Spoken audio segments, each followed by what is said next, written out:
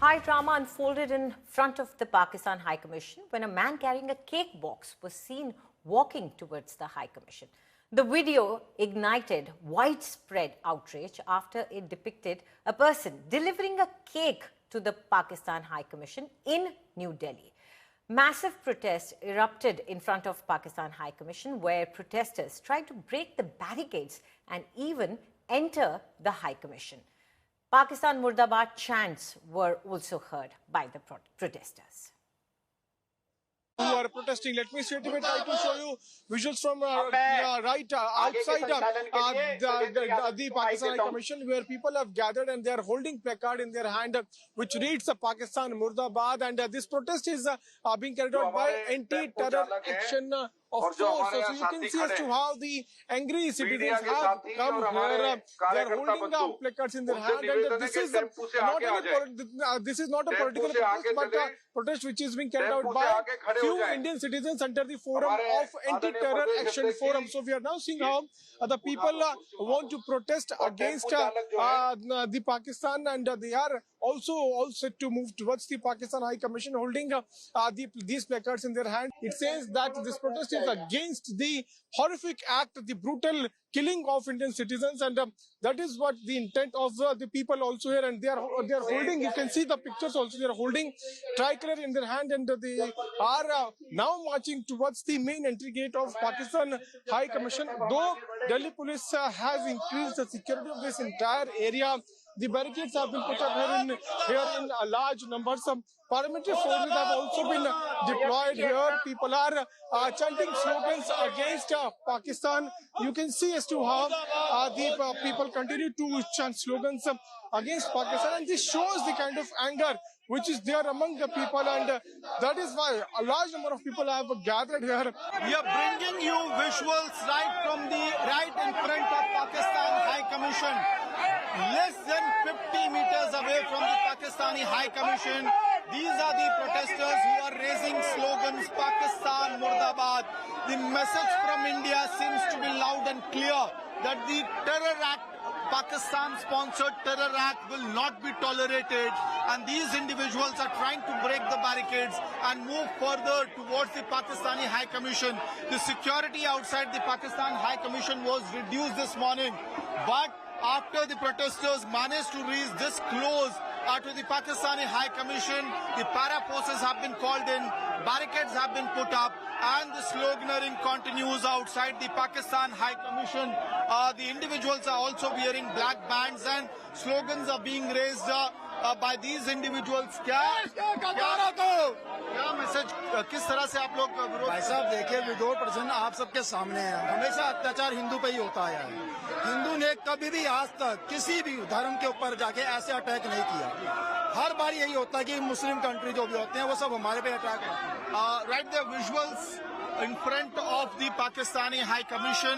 आप लोग high commission से मुश्किल से 50 मीटर की दूरी पे हैं। पुलिस ने अभी रोका हुआ है आपको। भारत माता की जय। अब नहीं छोड़ेंगे इनको। 28 परिवार इन्होंने हमारे मारे, अब नहीं छोड़ेंगे।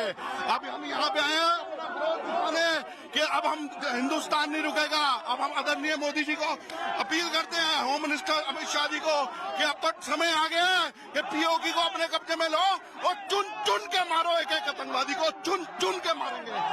ये ट्रीटी हमारे को 2014 पे जब मोदी जी आए तभी बंद कर देनी चाहिए थी।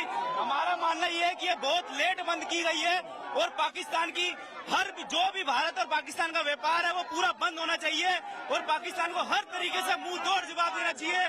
जो भी भारत सरकार करेगी मोदी जी के साथ है, जितना उनको बिल्कुल तबाह कर देना चाहिए जो उनकी हरकत है।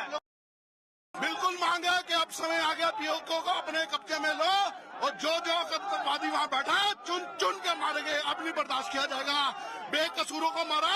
हिंदुओं के देश में पूछा जा रहा है कि हिंदू हो, अब हम बताएंगे। अब हम उनका देश पूछेंगे और देश बताएंगे, हम गोली मारेंगे। This is an act of utter cowardness.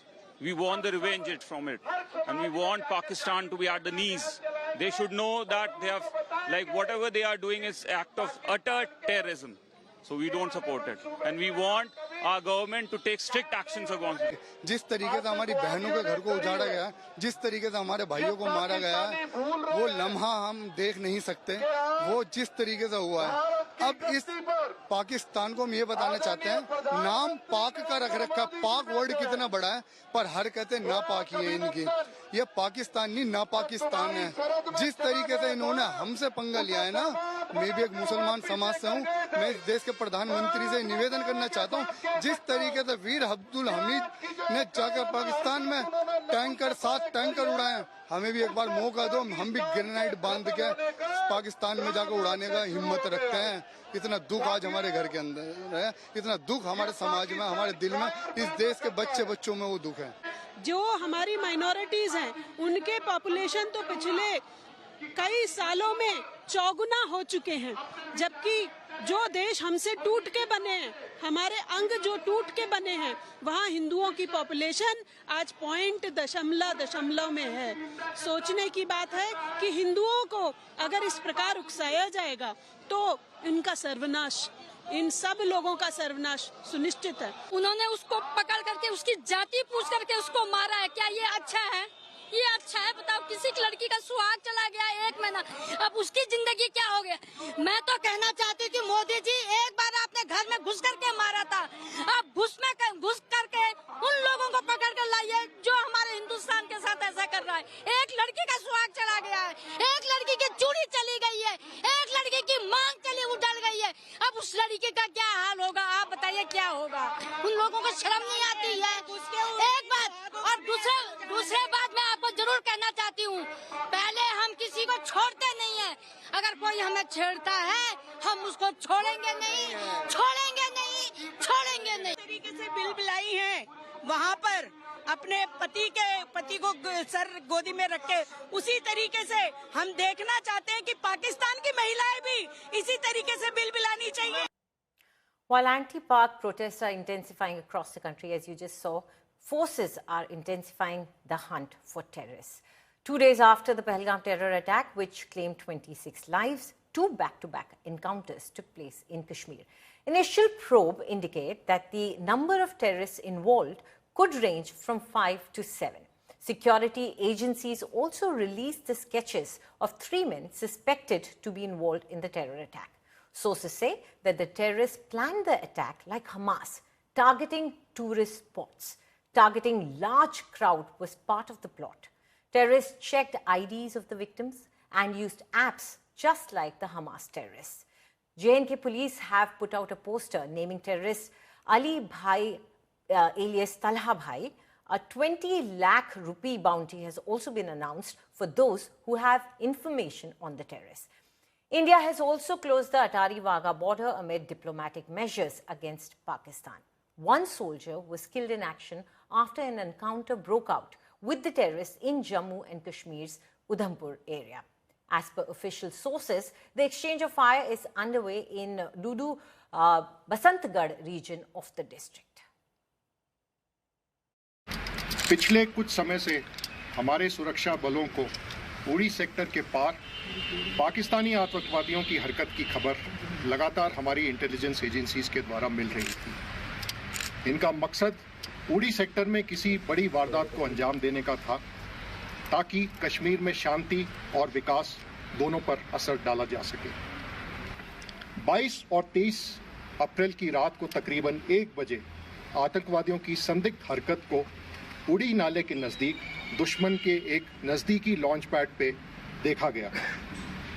तकरीबन 3 बजे आतंकवादियों ने जैसे ही लाइन ऑफ कंट्रोल को पार किया, हमारे एम्बुश ने इसे एंगेज किया। फायरिंग तकरीबन 2 घंटे के आसपास चली, जिसमें कि 2 आतंकवादियों को मार गिराया गया।